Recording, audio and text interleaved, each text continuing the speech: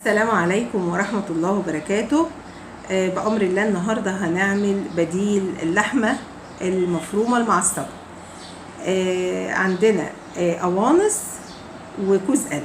طبعا الكوز القلب نفس القنصة، طبعا مغسولين ومنقوعين، وطبعا منقوعين. انا بنقع دايما في ملح وسكر ودقيق وطحينة بشويه ميه صغيرين، يعني مش كتير. ما شاء الله ما شاء الله، متلاقيش اي ريحه زفاره ولا اي حاجه. فما شاء الله مغسولين كويس قوي ونضاف. وبتقومي بقى ماسكاهم كده باذن الله فرماهم، وبعدين افرمه لكم بقى وبعدين نتقابل تاني بعد الفرم عشان الصوت، واقول لكم بقى نعمل ايه باذن الله. يا حبايبي، بعد ما فرمناها شكلها ما تفرقهاش من اللحمة. وبعدين انت على فكرة هتفرميها وش واحد، مش زي اللحمة مثلا وشين. فدلوقتي بقى احنا معانا دلوقتي قطع وزنتها على الميزان، لقيتها بالظبط 660 جرام، يعني نص كيلو و160 جرام كمان. فنعتبرهم طبعا نص كيلو، يعني ادي نص كيلو اهو يعتبر لحمة. وعندنا هنا بصلتين مقطعين صغير، وفلفل، وطبعا معلقة طحينة. وعندنا بقى هنا التوابل، عندنا نص معلقة كزبرة، نص معلقة كمون، معلقة بهار لحمة، معلقة بابريكا، يعني معلقة الا ربع كده بهار كفتة علشان حامية، بس فاحنا ما بنحبش الحامي قوي. نص معلقة ملح، طبعا احنا حاطين على البصلة ملح. كبيبة صينية نبشرها برضو بالمبشرة على وش اللحمة. طبعا القوانص يعني، بس احنا هنقولها لحمة. ربع معلقة صغيرة كبيبة صيني، نص معلقة فلفل اسمر. نحط بقى كل الحاجات دي. طبعا هنروح على النار نحط بقى البصلة نشوحها ونشوف هنعمل ايه. يا حبايبي، حطينا الزيت ومعلقة زبدة،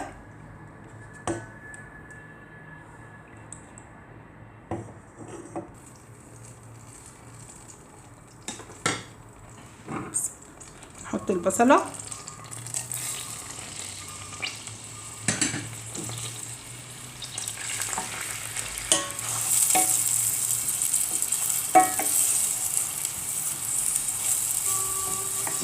هنستنى اما تصفر شوية. البصلة وصلت للون ده اهي زي ما انتم شايفينها، لا هي غامقة ولا هي فاتحة، يا دوبك يعني قبل الدهب بشوية.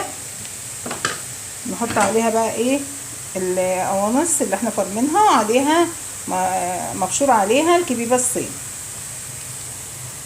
بسم الله.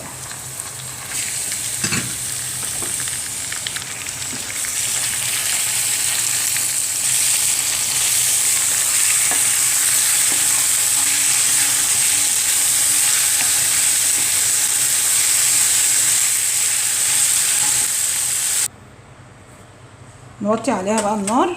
وعلى فكرة هي ممكن تقوم ايه ساردة المية بتاعتها برضو، بس انا عايزة احط لها شوية مية صغيرين خالص، يعني يا دوبك نص كوباية صغيرة.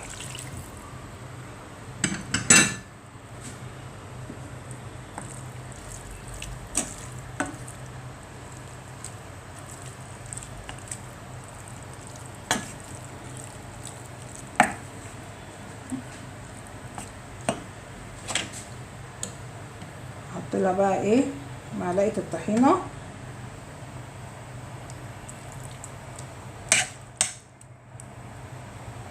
انا بحب جدا احط الطحينة مع اللحمة، بتخليها ريحتها حلوة وطعمها حلو.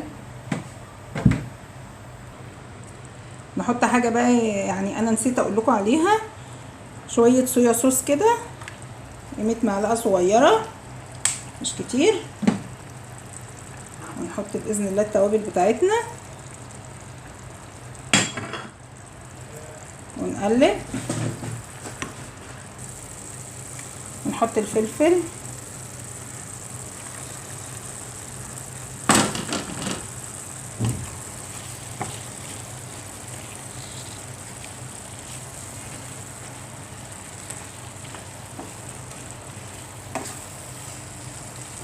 طبعا هي زي الكبده كده برضو، مش هتاخد سوا على فكره كتير، وهتاخد مفيش يعني من ربع لتلت ساعه، وهتبصي عليها وتشوفيها هتلاقيها استوت باذن الله. تظبطي حدقها وتطفي عليها. هنسيبها بقى دلوقتي، نغطيها ونسيبها لحد لما ايه شويه كده ونشوفها عملت ايه واوريها لكم. اهي يا حبايبي، اهي انا عليت عليها النار لانها طبعا لقيت الشوربه بتاعتها نزلت منها كتير، فحبيت ان هي تنشف بقى شويه عشان اطفي عليها. يعدي عليها كده نص ساعه واستوت، وطعمها جميل قوي قوي قوي، طعمها جميل جدا على فكره. لحمه ما تفرقيهاش خالص عن اللحمه خالص، يعني هي لحمه، ما تفرقيهاش خالص عن اللحمه. ما تنسونيش بقى في اللايك، ان شاء الله تعجبكم قوي. جربوها وقولوا لي رايكم في التعليقات، عملتوها وطعمها عامل ازاي. ودمتم في رعايه الله، والسلام عليكم ورحمه الله وبركاته.